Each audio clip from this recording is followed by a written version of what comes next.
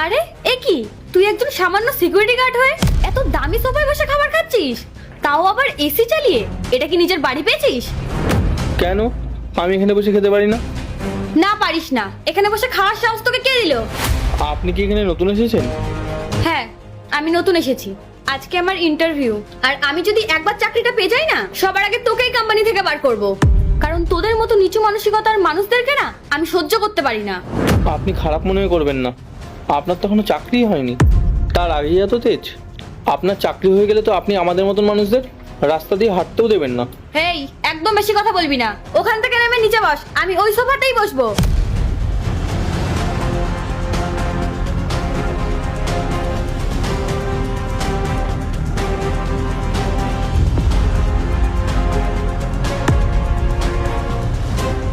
আপনিও কি ইন্টারভিউ দিতে এসেছেন?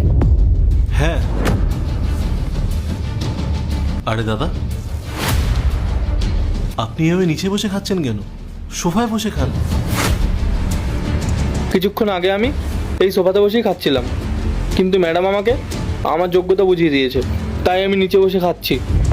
এই, নিজের ফালতু কথা বন্ধ কর। আর আপনি আপনি কি পাগল হয়ে গেছেন?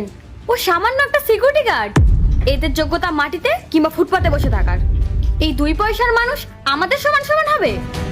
এটাও কি সম্ভব? বাহ ম্যাডাম বাহ, আপনার চিন্তা ভাবনা আর আপনি কোন পরিবেশে বড় হয়েছেন তা আপনার কথা শুনে স্পষ্ট বোঝা যাচ্ছে। মানুষের প্রতি এত নিচু ধারণা থাকাটা সত্যি খুব দুর্ভাগ্যজনক। আপনারা কি এখানে ইন্টারভিউ দিতে এসেছেন? ম্যাডাম আপনাদের ডেকে পাঠিয়েছে, আসুন। তোকে তো আমি পরে দেখে নেব।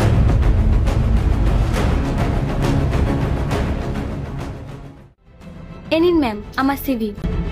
সিভির কোনো প্রয়োজন নেই। আমার ইন্টারভিউ নেওয়ার পদ্ধতি একটু অন্যরকম। আমাদের মতন এত বড় কোম্পানিতে শিক্ষিত মানুষেরাই কাজের জন্য অ্যাপ্লাই করবে, এটাই স্বাভাবিক। কিন্তু শিক্ষা শুধু বইয়ের পাতায় থাকলে হয় না, মানুষের মধ্যেও থাকতে হয়। নিচে গেটের কাছে সিকিউরিটি গার্ডের সাথে তুমি যে ব্যবহারটা করেছো, সেটা কোনো শিক্ষিত মানুষের পরিচয় না। তোমার ব্যবহারই স্পষ্ট করে দিয়েছে যে তোমার বাবা মা তোমাকে কোনো শিক্ষাই দেয়নি। ম্যাম, ও তো একটা সামান্য সিকিউরিটি গার্ড, আর ওর এত বড় সাহস হয় কি করে এত দামি সোফায় বসে খাবার খাওয়ার?